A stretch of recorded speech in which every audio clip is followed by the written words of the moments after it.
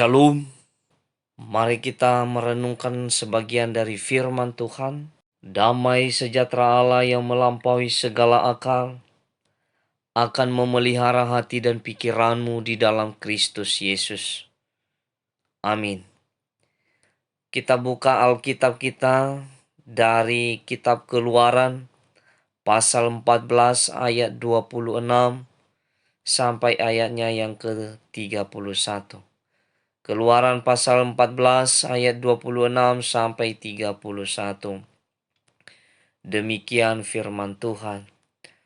Berfirmanlah Tuhan kepada Musa, ulurkanlah tanganmu ke atas laut, supaya air berbalik meliputi orang Mesir, meliputi kereta mereka dan orang mereka yang berkuda. Musa mengulurkan tangannya ke atas laut, maka menjelang pagi berbaliklah air laut ke tempatnya. Sedang orang Mesir lari menuju air itu. Demikianlah Tuhan mencampakkan orang Mesir ke tengah-tengah laut.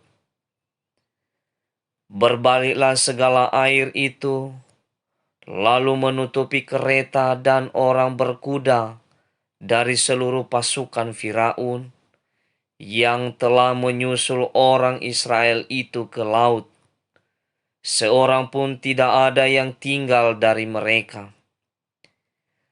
Tetapi orang Israel berjalan di tempat kering dari tengah-tengah laut, sedang di kiri dan di kanan mereka air itu sebagai tembok bagi mereka.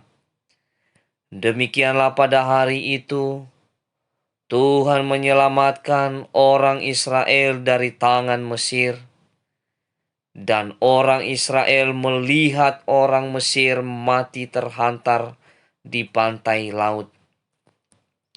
Ketika dilihat oleh orang Israel betapa besarnya perbuatan yang dilakukan Tuhan terhadap orang Mesir, maka takutlah bangsa itu kepada Tuhan, dan mereka percaya kepada Tuhan dan kepada Musa hambanya itu. Demikian pembacaan firman Tuhan.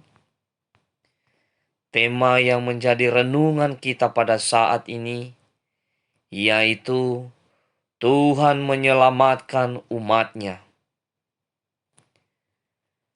Bapak, Ibu, saudara-saudari yang terkasih dalam nama Tuhan Yesus, nats perenungan kita pada ibadah Paskah kedua ini merupakan kisah penyelamatan umat Israel dari perbudakan di Mesir.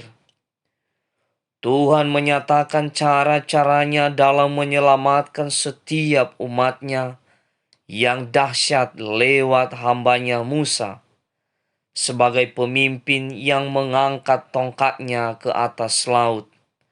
Lalu airnya terbelah dan berdiri bagaikan tembok sebelah menyebelah, sehingga orang Israel berjalan menyeberangi laut Teberau hingga ke daratan dan selamat dari tentara Mesir.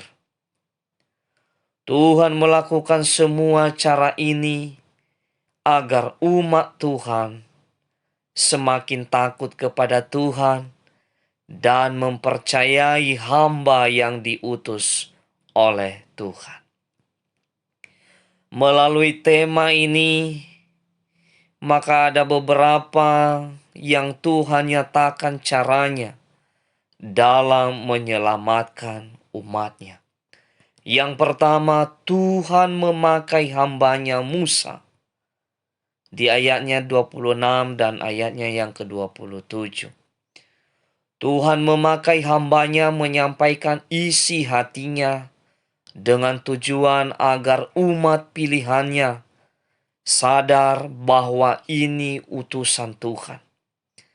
Berfirmanlah Tuhan kepada Musa, ulurkanlah tanganmu ke atas laut supaya air berbalik meliputi orang Mesir, meliputi kereta mereka dan orang mereka yang berkuda. Musa melakukannya dengan baik.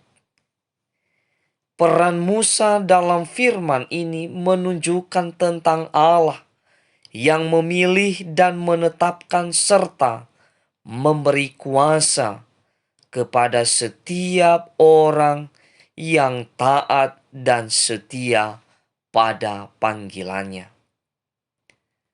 Yang kedua, Tuhan menghancurkan musuh umatnya. Ayatnya yang ke-28. Setiap hambanya dan umatnya yang berseru-seru kepadanya dengan memohon pertolongan dari Tuhan, mengandalkan Tuhan dalam setiap aspek kehidupannya, maka Tuhan akan bertindak. Allah tidak tinggal diam ketika umatnya bergumul dengan masalah. Ia melepaskan umatnya dari berbagai pencobaan, bahkan segala sesuatu yang tidak mungkin dijadikan mungkin bagi Allah. Tujuannya adalah untuk meneguhkan umatnya, supaya orang percaya tidak ada ketakutan dan kekhawatiran. Demikian Allah menghancurkan musuh umatnya. Berbaliklah segala air itu, lalu menutupi kereta dan orang berkuda dari seluruh pasukan Firaun yang telah menyusul orang Israel itu ke laut. Seorang pun tidak ada yang tinggal dari mereka. Yang ketiga, Tuhan menyatakan kuasa pertolongannya. Ayat 29 dan 30. Tuhan Allah memperlihatkan dirinya dalam dua cara, yaitu tiang api dan tiang awan Tuhan. Allah bekerja secara ajaib.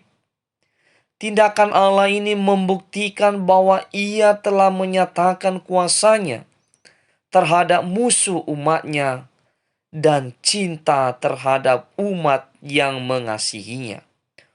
Oleh karena itu, sebagai umat pilihan Allah, kita belajar dari pengalaman bangsa Israel atas kuasa yang menyelamatkan, yaitu kuasa Tuhan.